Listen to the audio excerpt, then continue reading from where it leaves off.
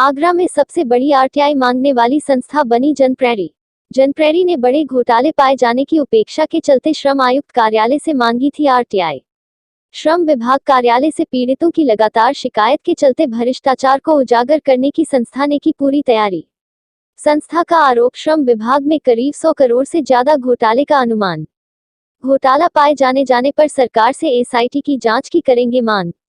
आगरा से जिला संवाददाता विश्वनाथ प्रताप की रिपोर्ट।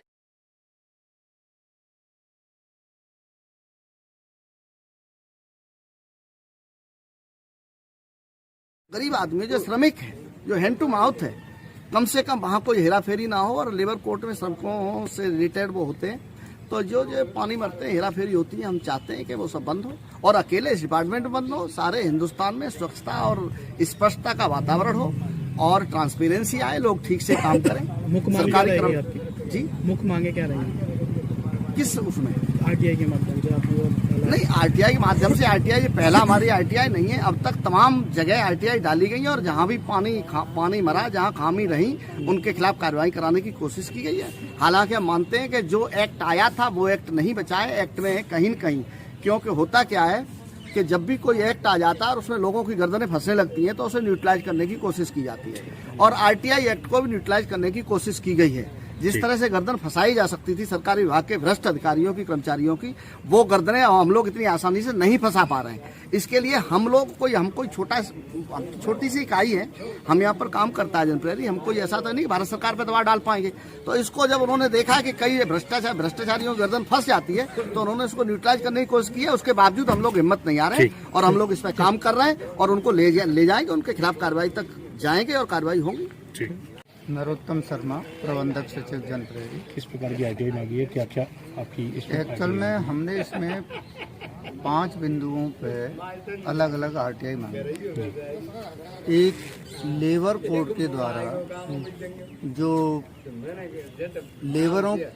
आवास हैं, श्रम आवास हैं, उनमें अनियमितता बताई गई और उसे हम जब कह सकते हैं, जब उसकी जांच होगी तो वो गलत आवंटित हुए हैं या उनमें कॉमर्शियल कॉम्प्लेक्स बना दिए हैं या उनमें बड़े बड़े मॉल बना दिए गए हैं। दूसरा, हमारा सेस में कुछ हमें मालूम पड़ा था कि सेस में बड़ी अनियमितता है, तो सेस की हम जांच कराएंगे।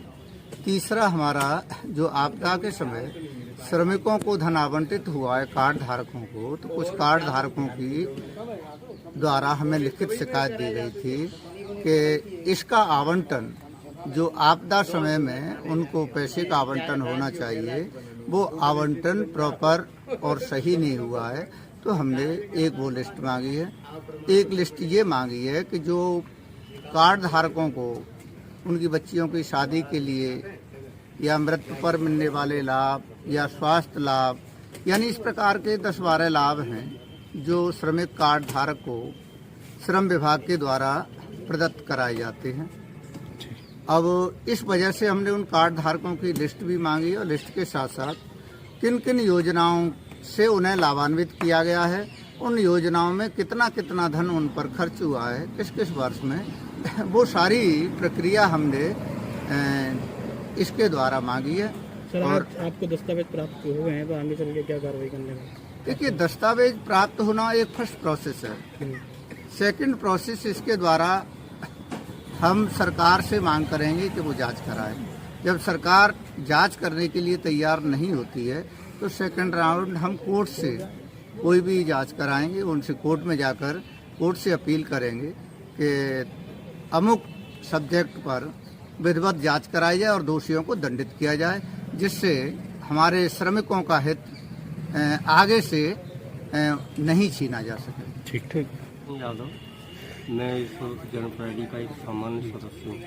किस पर आरटीआई मांगी है? क्या कुछ कहना है इसको लेकर? आरटीआई के बारे में तो अध्यक्ष और सचिव बहुत कुछ बता चुके हैं जी, और मेरी बताने की कोई आवश्यकता नहीं है जी। लेकिन ये आरटीआई के जो पेज मिले हैं